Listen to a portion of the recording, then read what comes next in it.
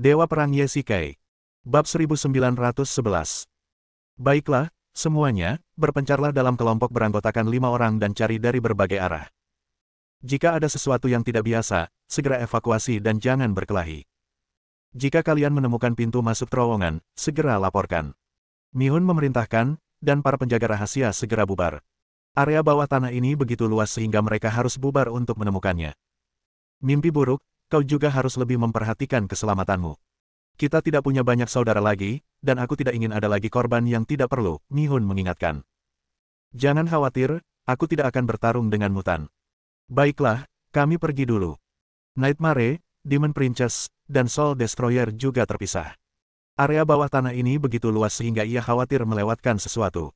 10 menit kemudian. Tuan, silakan lihat ke depan, kata seorang penjaga rahasia tiba-tiba. Semua orang melihat ke depan dan melihat sebuah gudang pendingin di depan mereka. Seluruh bagian bawah tanah telah padam listrik, dan hanya gudang pendingin di depan mereka yang masih menyala. Ayo kita pergi dan melihat. Mimpi buruk memimpin semua orang maju. Pak, listrik di sini padam, mengapa masih ada cahaya di sini? Lihat, ada generator independen di sini yang menyediakan daya khusus untuk gudang pendingin ini. Sekalipun seluruh lembaga padam listrik, gudang pendingin ini tetap ditenagai oleh generator untuk memastikan operasi normal 24 jam sehari, jelas Nightmare. Tentu saja, sangat penting untuk memiliki catu daya khusus. Ayo masuk dan lihat. Nightmare mendorong pintu gudang pendingin, dan hembusan udara dingin menerpa wajahnya, membuatnya menggigil. Seharusnya ini tempat penyimpanan obat-obatan. Nightmare memandangi laci-laci kecil berisi berbagai botol obat. Meskipun ia tidak tahu banyak tentangnya, ia pernah melihat yang serupa di pangkalan proyek HST di Amerika Selatan. Ini adalah gudang pendingin untuk menyimpan obat-obatan, jadi pasti ada listrik 24 jam sehari.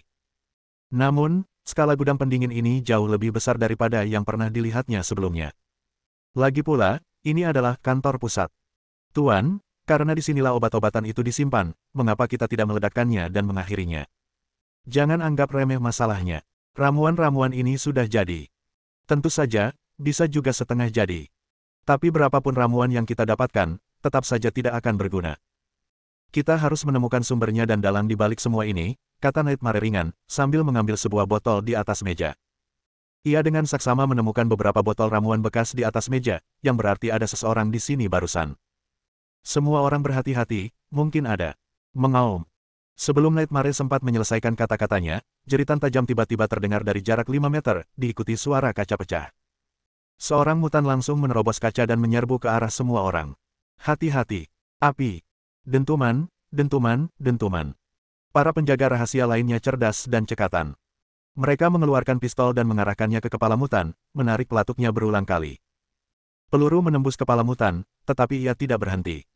Nightmare, memegang tombak ganda, langsung menyerbu ke depan, menggunakan satu tombak untuk menangkis cakar mutan dan tombak lainnya untuk menusuk kepala mutan.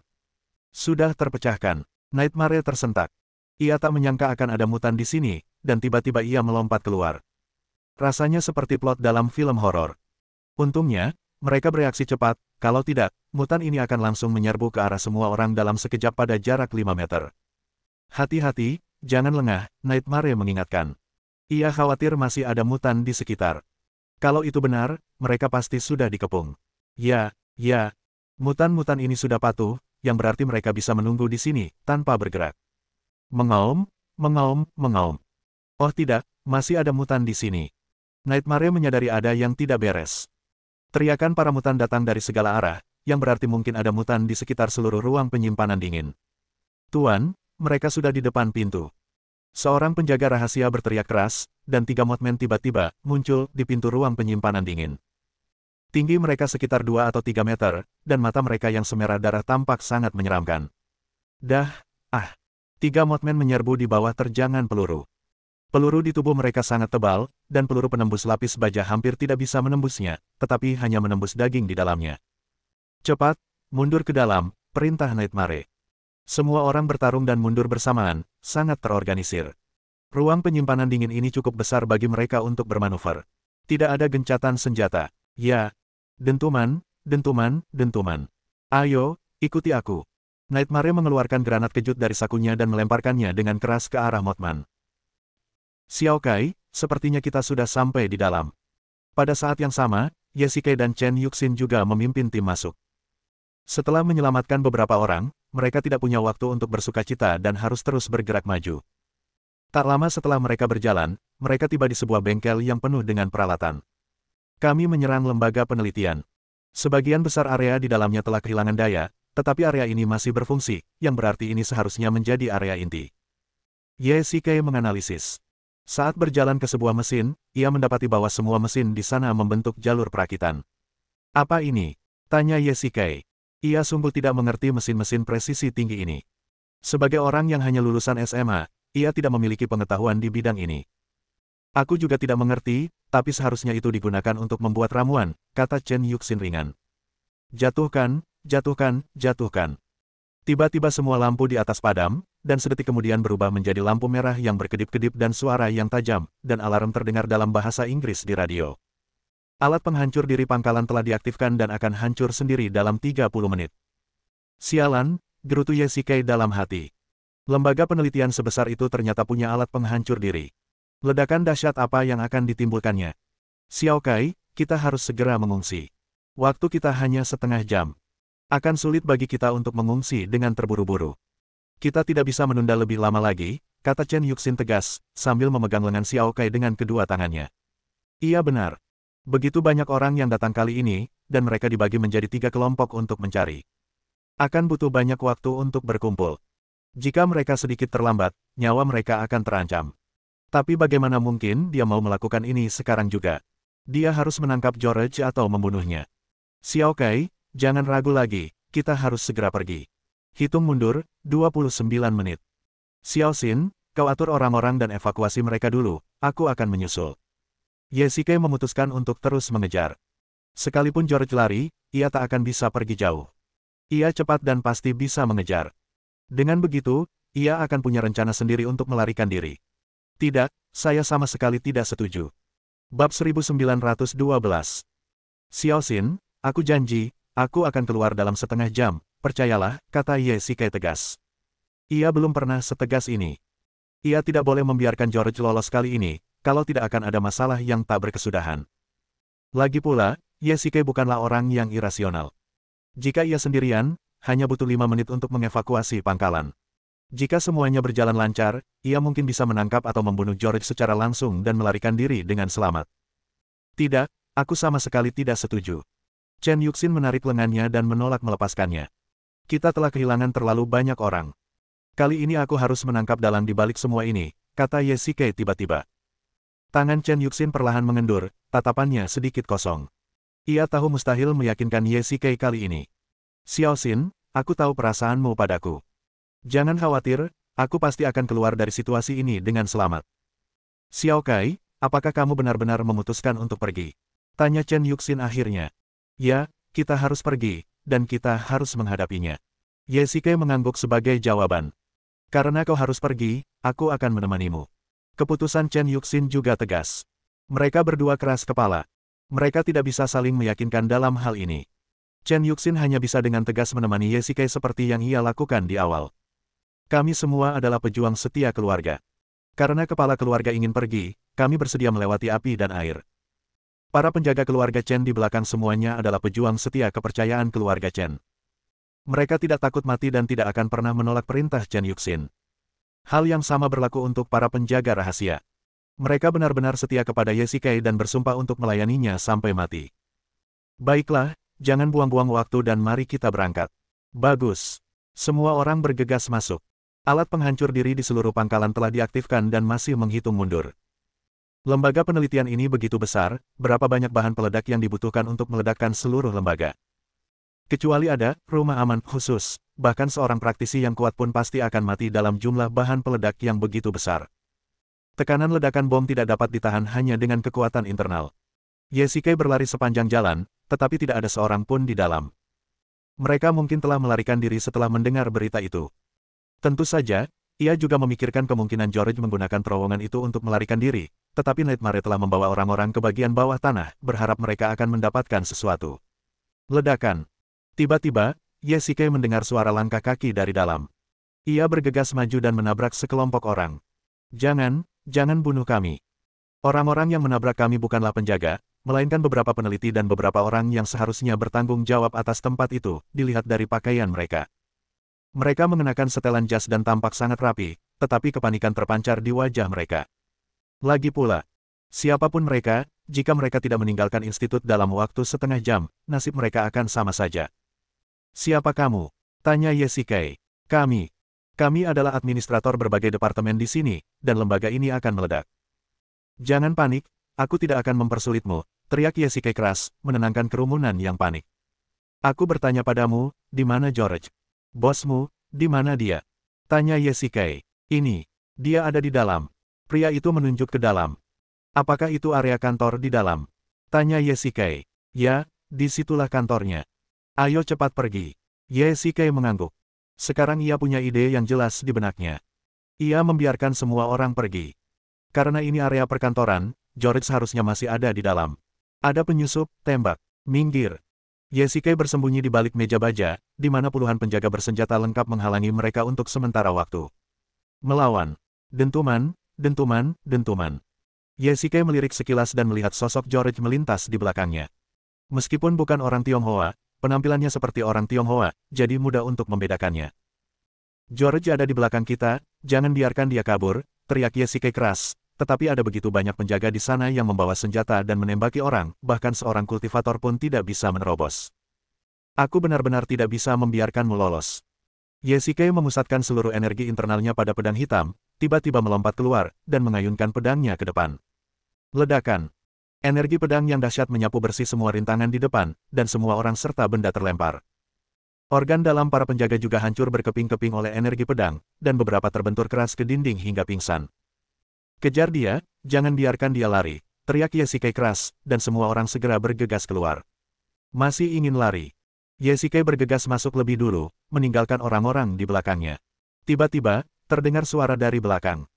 Yesikai menoleh dan melihat sebuah pintu jatuh dari atas, langsung menghalangi jalannya.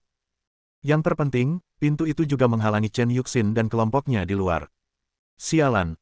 Yesikai mencoba membukanya, tetapi pintu ini dibuat khusus menggunakan logam khusus, bahkan pisau Ming dan pedang Yusi pun sulit dihancurkan. Masih ada 20 menit lagi sebelum penghancuran diri. Pada saat ini, alarm berbunyi lagi dari pengeras suara di atas. Mendengar ini, Yesikai merasa sedikit cemas. Sekarang ia terjebak di dalam, tetapi ia tidak pingsan. Karena George ada di depan, ia pasti punya cara untuk melarikan diri. Rubah tua takkan pernah mati bersama musuh, jadi pasti ada jalan keluar di depan. Keadaan telah sampai pada titik ini, dan satu-satunya cara untuk bertahan hidup adalah menemukan George dan membunuhnya, lalu menemukan cara untuk hidup. Yesikai terus bergerak maju, semakin dekat dengan sosok di depannya. Di luar pintu. Xiao Kai, teriak Chen Yuxin keras, tetapi tidak berhasil sama sekali. Pintu ini terbuat dari logam khusus, dan tampaknya memiliki efek penahan tertentu pada senjata para praktisi. "Cepat, buka pintunya," perintah Chen Yuxin. "Ya, Patriark." Para penjaga keluarga Chen menggunakan energi internal mereka bersama-sama untuk mencoba mengetuk pintu hingga terbuka, tetapi ini jelas bukan tugas yang mudah. "Tuan, pintu ini terbuat dari logam khusus. Butuh waktu untuk membukanya." "Sialan, kalian dobrak saja pintunya, yang lain pergi cari jalan lain." Chen Yuxin cemas, tetapi tak bisa berbuat apa-apa. Bahkan pedang cunjunnya pun tak bisa berpengaruh pada pintu itu. Yang terpenting, alat penghancur diri institut itu sudah mulai menghitung mundur. Jika tidak dibuka tepat waktu, Yesikai pasti akan mati di dalam. Bab 1913. 5 menit kemudian. Kenapa pintu ini belum dibuka? Chen Yuxin sudah agak kewalahan. Waktu tersisa kurang dari separuh waktu sebelum penghancuran diri, yaitu 15 menit, dan pintunya masih berdiri diam. Tentu saja, ia mulai cemas. "Tuan, pintu ini sangat sulit dibuka. Bawahan Anda pasti akan berusaha sekuat tenaga untuk membukanya." Terlihat bahwa para penjaga keluarga Chen telah mengerahkan seluruh kekuatan mereka. Setiap keluarga memiliki prajurit kematian, terutama bagi kepala keluarga. Memiliki pasukan prajurit kematian seperti itu dapat menghadapi tantangan dari keluarga lain secara eksternal dan memastikan posisi keluarga tetap kokoh di dalam. Adapun para prajurit kematian keluarga Chen ini, bahkan jika Chen Yuxin meminta mereka untuk tetap di sini, bahkan jika itu sedetik sebelum ledakan, mereka akan tetap berusaha sekuat tenaga untuk membuka pintu alih-alih melarikan diri secara naluriah. "Tuan, kami menemukan jalannya." Saat itu, seorang penjaga keluarga Chen berkata dengan penuh semangat. "Ini adalah lorong pembuangan, sangat sempit, hanya cukup untuk satu orang." Tuan, tolong bebaskan bawahanmu, pinta Feng Ling. Ia dan Chen Ruoya bisa dianggap sebagai jenderal kepercayaan Chen Yuxin dan pelindung kiri dan kanan. Tuanku, Anda berstatus bangsawan. Jika sesuatu yang tak terduga terjadi, keluarga Chen akan terpukul berat. Biarkan bawahan Anda pergi. Saya pasti akan menemukan menantunya. Kalau tidak, saya akan mati di sini, saran Feng Ling. Baiklah kalau begitu, bawa tim agen bayangan dan pastikan untuk menemukannya, kalau tidak, kau tidak akan kembali. Chen Yuxin ragu sejenak, lalu akhirnya mengangguk setuju. Secara objektif, pergi atau tidaknya dia tidak berpengaruh pada hasilnya. Poin kuncinya adalah apakah Ye Shikai bisa ditemukan. Jika dia bisa ditemukan, sudah cukup bagi Feng Ling untuk pergi. Jika dia tidak bisa menemukannya, percuma saja bahkan jika semua anggota keluarga Chen pergi. Aku patuh pada perintahmu. Ikut aku, perintah Feng Ling dan segera memimpin sekelompok orang ke sana. Chen Yuxin memimpin semua orang untuk menunggu di luar. Tuan, sebaiknya Anda meninggalkan lembaga penelitian ini dulu. 10 menit lagi, akan ada ledakan di sini. Sue Ming juga melangkah maju untuk membujuknya, tetapi Chen Yuxin bersikeras untuk tidak pergi. Jika dia mati di sini, aku lebih baik mati bersamanya. Tuanku, jika Anda terbunuh di sini, apa yang akan terjadi pada Tuan Muda? Kekuatan keluarga Chen telah rusak parah, dan Tuan Muda masih bayi. Saya mohon Anda pergi. Ada apa? Kenapa kalian tidak pergi? Saat itu, Wu Yan masuk bersama beberapa orang. Melihat semua orang berdiri di sana dengan linglung, ia mengabaikan ketenangannya yang biasa dan berteriak keras. Dia ada di dalam dan belum keluar, Chen Yuxin menunjuk ke dalam pintu dan menjelaskan kepadanya. Mengapa kamu tidak membuka pintu ini? Bahan pintu ini sangat istimewa dan sulit dibuka. Ada saluran pembuangan di sana, tetapi sangat sempit dan sulit dilewati, jelas Chen Yuxin, lalu melangkah maju untuk mencobanya tanpa berkata-kata, ekspresinya tampak sangat serius. Ada segel formasi di pintu, jadi sulit untuk menghancurkannya hanya dengan kekuatan internal, gumam Wu Yan.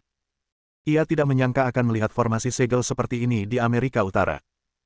Namun, karena pria bernama George ini memiliki begitu banyak serangga yang aneh dan ganjil, artinya ia pasti terkait dengan keluarga dan sekte Tiongkok, dan masuk akal jika ia mengetahui beberapa formasi. Sekarang waktunya hampir habis, dan Wu Yan bukanlah orang yang mahir dalam formasi. Kecuali jika ia memang mahir dalam formasi seperti Zheng Li, beberapa menit ini tidak akan membantu sama sekali. Baiklah, pergi saja sekarang, kata Wu Yan tiba-tiba. Bagaimana apanya? Kamu dan anaknya baru berusia beberapa bulan sekarang. Kalau kalian berdua meninggal di sini, apa yang akan terjadi padanya? Lagi pula, apakah dia bisa ditemukan atau tidak, itu bukan urusanmu. Jadi, percuma saja kamu tinggal di sini, selain untuk khawatir. Sebaiknya kamu segera meninggalkan lembaga ini, saran Wu Yan. Lalu apa yang akan kau lakukan? Tanya Chen Yuxin balik, hanya tersisa 10 menit, kau tidak akan pergi. Ini tidak ada hubungannya denganmu. Intinya, sebaiknya kau pergi secepatnya. Wu Yan memutar bola matanya dan langsung masuk ke saluran pembuangan. Mau kemana kau? Teriak Ye Shikai keras, dan sosok di depan akhirnya berhenti dan berbalik. Keduanya saling berpandangan. Ye Shikai yakin ia belum pernah melihat George, dan keduanya tak pernah bertemu sebelumnya. Tuan Ye, Anda telah menghancurkan begitu banyak markas saya dan menggagalkan rencana saya berkali-kali. Apakah Anda masih ingin mengungkap semua ini hari ini?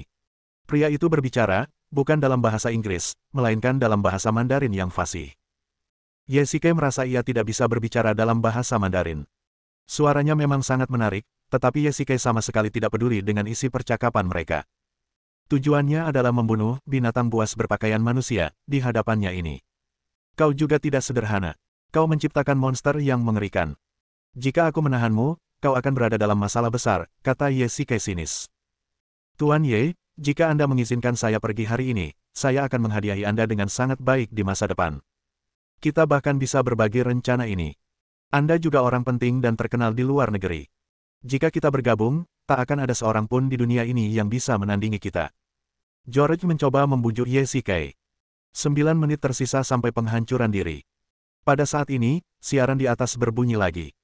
Seandainya kau tidak punya alat penghancur diri ini, mungkin aku punya lebih banyak waktu untuk mempertimbangkan saranmu, tapi sekarang sepertinya kau harus mati, kata Ye Shikai dingin, memegang pedang di tangan kirinya dan pisau di tangan kanannya.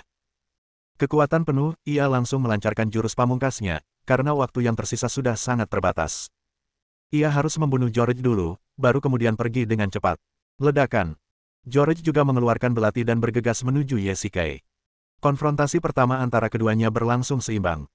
Anak baik, kau cukup kuat, kata Ye Shike dingin. Ia tak menyangka George juga seorang ahli kultivasi dan mampu menangkis serangan berkekuatan penuh dari dua senjata suci. Orang ini juga seorang ahli dalam tahap fusi. Suara jiwa pedang terdengar di benaknya. Sekalipun dia sudah di tahap akhir fusi, aku harus membunuhnya. Ye Shike telah memutuskan untuk membunuh George, kalau tidak, akan ada masalah yang tak berkesudahan. Elemen api. Ye Shike mengalirkan energi internalnya dan menggunakan elemen api untuk membakar kedua orang di sekitarnya, membuat mereka mustahil untuk melarikan diri. Suasananya seperti arena kematian, dan tak seorang pun bisa pergi sampai pemenangnya ditentukan. Datang lagi, teriak Ye Shike keras. Baik pisau Ming maupun pedang Yushi sangat berdarah dan mematikan, mengandung roh-roh mayat hidup yang penuh dendam. Begitu kekuatan mereka diaktifkan, keduanya akan menjadi senjata suci yang tak tertandingi dengan roh-roh jahat yang tak terbatas. Tak seorang pun di dunia ini yang mampu menandingi mereka. Kali ini Ye Shike mengambil inisiatif. Dalam sekejap mata, ia bergegas ke depan George dan mengayunkan pisaunya, membelah belati George menjadi dua. Bab 1914. Bertarung lagi. Teriak Ye Shike keras, tetapi tangannya tak henti-hentinya bergerak. Pedang dan pisau menebasnya, dan George berulang kali mundur. Dindingnya juga terpotong oleh energi pedang dan bilah-bilahnya, dan George pun terluka. Tuan Ye, apakah Anda benar-benar ingin bertarung sampai mati? Tanya George balik. Kau akan mati di sini hari ini, kata Ye Shike dingin, tanpa niat untuk berhenti. Gerak tubuh George juga sangat cepat. Di tempat sempit ini, ia berhasil menghindari serangan bertubi-tubi Ye Shike dengan tangan kosong. Ada 8 menit tersisa sebelum pangkalan itu hancur sendiri. Ye Shike tak kuasa menahan diri untuk mulai cemas. George ini juga seorang kultivator ulung di tahap fusi. Meski tak bersenjata, bukanlah tugas mudah bagi Ye Shike untuk membunuhnya dalam waktu 8 menit. Ada serangga beracun pemakan jantung. Pada saat ini, suara jiwa pedang bergema di benaknya, dan Ye Shike segera menjadi waspada. Ia sama sekali tidak menyadari bahwa serangga beracun di dekatnya. Tentu saja, serangga beracun sebagian besar merupakan musuh bebuyutan para kultivator. Serangga ini tidak berwarna dan tidak berbau, kecil dan sulit dideteksi. Kecuali seseorang memiliki tingkat kultivasi yang sangat tinggi atau terbiasa dengan seni meracuni, bahkan jika tubuhnya terinfeksi racun, ia tidak akan menyadarinya sampai racun tersebut pecah di dalam tubuh dan orang tersebut meninggal. Meskipun jiwa pedang tidak memiliki entitas, ia berada di dalam otak Ye Shike dalam bentuk tubuh spiritual. Ketajaman dan persepsinya jauh lebih tinggi daripada milik Ye Shike. Ia adalah alat peringatan dini, Ye Shike, dan begitu bahaya datang, ia dapat mendeteksinya terlebih dahulu. Ada 7 menit tersisa sebelum pangkalan itu hancur sendiri. Aku punya solusinya, gumam Ye Shike, lalu tiba-tiba pingsan di tanah. Begitu mendadaknya hingga ia seakan mati seketika. George melangkah maju perlahan, membungkuk, dan mengujinya. Melihat Ye Shike sudah tidak bernapas lagi, ia merasa lega dan berbalik untuk pergi. Sekaranglah waktunya. Ye Shike tiba-tiba membuka matanya, berdiri tegak, menghunus pedang Yushi dengan tangan kanannya, dan menyerbu dengan ganas. George tidak sempat bereaksi, dan ujung pedang itu langsung menembus tubuhnya. Kamu, kenapa kamu? Gu pemakan hati memang telah pergi. Ia tak berwarna dan tak berbau, dan sulit dideteksi. Beginilah caramu membunuh Tianjing. Tapi sayangnya, aku bukan dia. Ye Shike mengedarkan energi internalnya, dan bila pedang Yushi mulai memancarkan cahaya berdarah. Semua darah di tubuh George tersedot ke dalam pedang. Pedang itu telah menembus tubuh. Terlebih lagi, ini bukan pedang biasa, melainkan pedang Yushi. Sekalipun ia seorang ahli di tahap fusi, mustahil untuk bertahan hidup saat ini. Wajah George pucat pasi, tak ada tanda-tanda kehidupan. Ia sudah mati, benar-benar mati. Ia dalang di balik proyek HST, yang menyebabkan begitu banyak orang meninggal secara tragis. Ia pantas menerima nasib ini.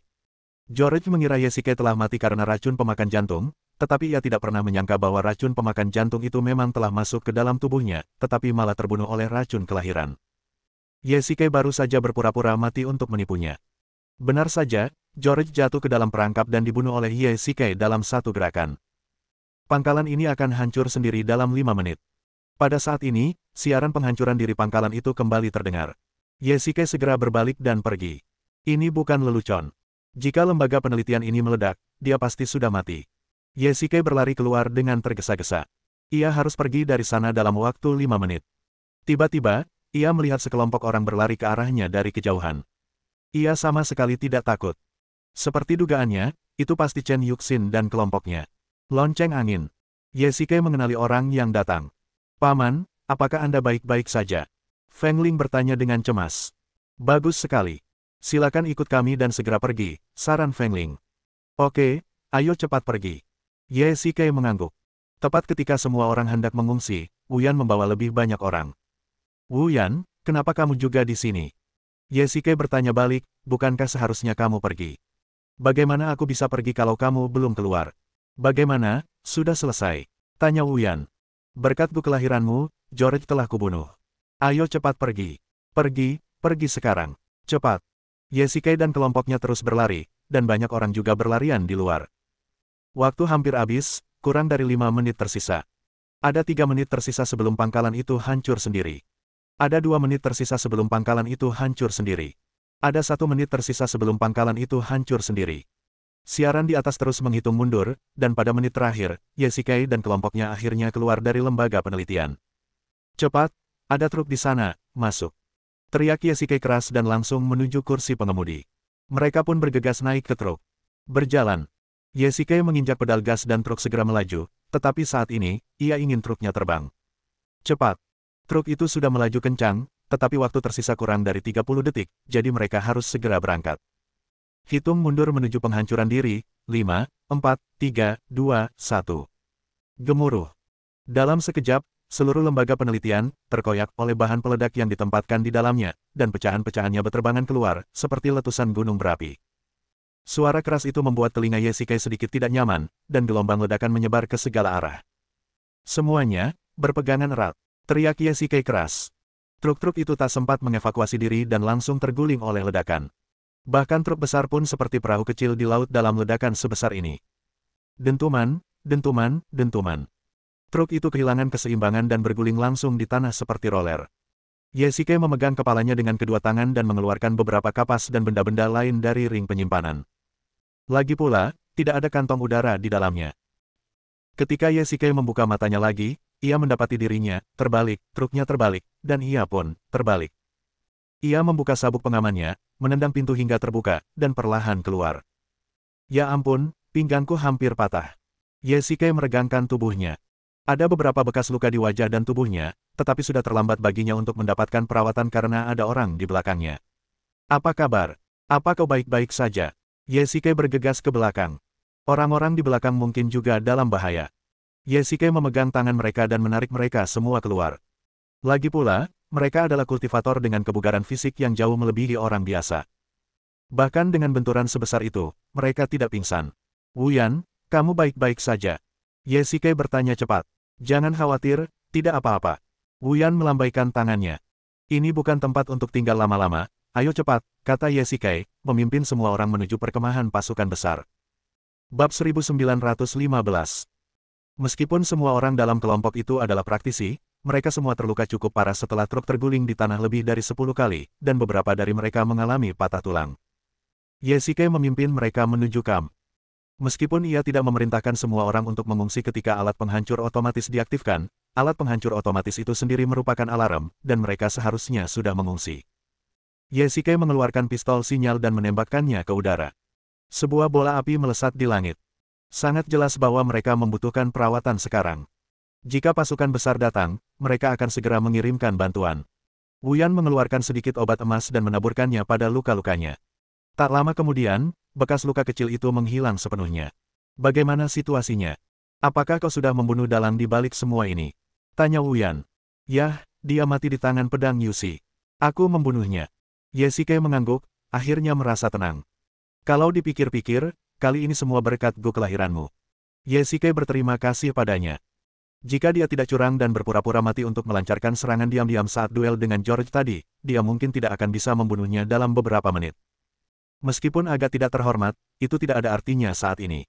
George bukanlah orang yang jujur, jadi wajar saja menggunakan cara licik untuk menghadapi orang yang licik. Ye Shikai menceritakan kembali duel antara keduanya, termasuk fakta bahwa George melepaskan Gu pemakan hati dan kemudian dikalahkan oleh jiwa baru lahir. Jika Wu Yan tidak memberinya jiwa baru lahir, Ye Shikai pasti sudah mati, sementara George bisa lolos. Sampai batas tertentu, Wu Yan lah yang membalikkan seluruh akhir cerita. Gu pemakan jantung adalah serangga langka. Ia memasuki tubuhmu, tetapi akhirnya dikalahkan oleh Gu kehidupan di dalam tubuhmu. Ini karena kau beruntung. Jika bahkan Gu kehidupan tidak bisa menghentikannya, kau tetap akan tertusuk jantungnya oleh gu pemakan jantung dan mati, kata Wu Yan ringan. Ngomong-ngomong, kau sangat membantu kali ini. Kau tidak hanya menyelamatkan hidupku, tapi kau juga membantuku membunuh George dan mengakhiri seluruh proyek HST. Ye Shike mengangguk sebagai jawaban. Baiklah, jangan bicara lagi. Sudah kubilang, aku di sini hanya untuk membantumu. Sekarang setelah semuanya selesai, aku harus bersiap kembali ke Sekte Gu. Jangan khawatir, kau sudah lama tidak ada di sana, 1 atau 2 hari tidak akan berpengaruh. Aku akan mengadakan pesta perpisahan di Yanjing. Yang paling menyentuh hati Ye Shike adalah Wu Yan masuk untuk menemuinya 5 menit sebelum ia menghancurkan dirinya sendiri. Ini sama saja dengan mempertaruhkan nyawanya. Jika ia tidak hati-hati, bahkan Wu Yan sendiri pun tidak akan bisa menyelamatkan diri. Lupakan formalitas kosong itu. Jika semuanya baik-baik saja, aku akan membawa orang kembali ke Guzong besok. Wu Yan bersikeras untuk kembali ke Guzong, dan Ye Shike berhenti membujuknya. 10 menit kemudian, Xiao Kai, kamu baik-baik saja. Chen Yuxin memimpin sekelompok orang dan bergegas, bersama semua orang dari Istana Dunia Bawah. Tidak apa-apa, mungkin hanya patah tulang, tidak apa-apa. Ye Shike berkata dengan tenang, masih ada beberapa orang yang terluka di sini, cepat bawa mereka ke bawah untuk dirawat. Bagus. Dari kejauhan, seluruh lembaga penelitian itu dilalap api. Tak masalah jika tak seorang pun berusaha memadamkan api, karena saat fajar, tempat ini pasti sudah menjadi tumpukan puing. Xiao Kai, aku benar-benar mengkhawatirkanmu tadi. Chen Yuxin menangis terseduh-seduh. Ye Shike tidak terlalu memikirkannya. Ketika melihat Feng Ling dan Wu Yan, ia sudah memikirkannya matang-matang. Ia tidak akan membenci Chen Yuxin karena tidak datang dan memilih untuk pergi. Sebaliknya, ia sangat senang Chen Yuxin membuat keputusan ini. Jika ia benar-benar meninggal, setidaknya anak itu masih memiliki ibunya untuk merawatnya. Tidak apa-apa, George sudah mati, semuanya sudah berakhir. Ye Shike mendesah. Sejak pertama kali ia berhubungan dengan proyek HST hingga kini ketika dalang di balik proyek itu terbunuh, begitu banyak hal telah terjadi dan begitu banyak orang telah meninggal. Sungguh menakutkan. Semua orang kembali ke kamp. Meskipun beberapa orang hilang dalam operasi ini, secara keseluruhan operasinya berjalan sempurna. Mereka menyelesaikan misi dengan biaya yang sangat kecil. Tuan, hanya ini yang kami punya. Nightmare mengeluarkan beberapa lemari es berisi beberapa botol obat, yang terlihat sangat berantakan. Ahem, saat itu keadaannya mendesak, dan kami tidak tahu mana yang berguna dan mana yang tidak berguna, jadi kami taruh saja beberapa di sana secara acak.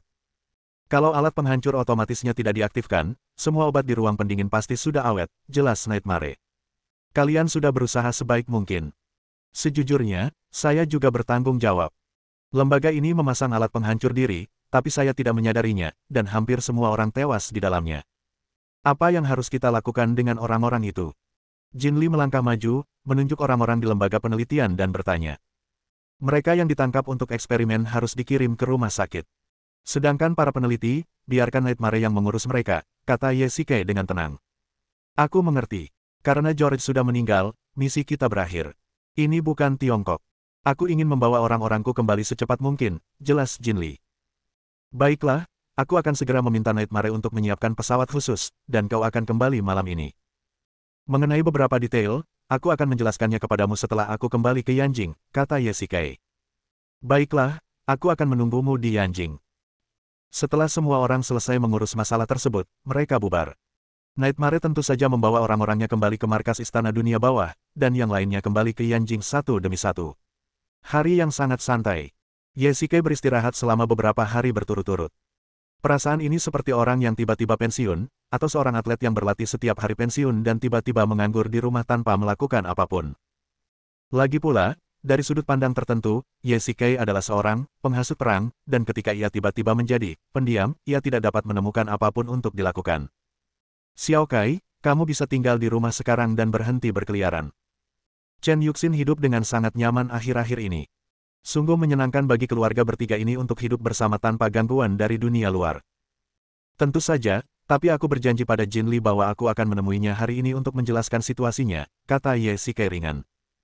Baiklah, kamu pergi lebih awal dan kembali lebih awal. Oke. Ye Shike menyetir dan tiba dalam 20 menit. Jin Li sudah menunggunya di kantor.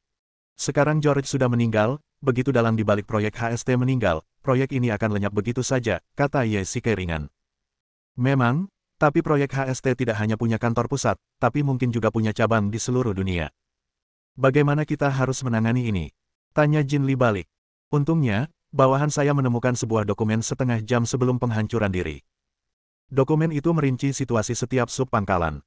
Dengan cara ini, pangkalan-pangkalan yang tersisa tidak akan bisa lolos. Kita hanya perlu menghancurkannya satu persatu sesuai daftar. Bersambung.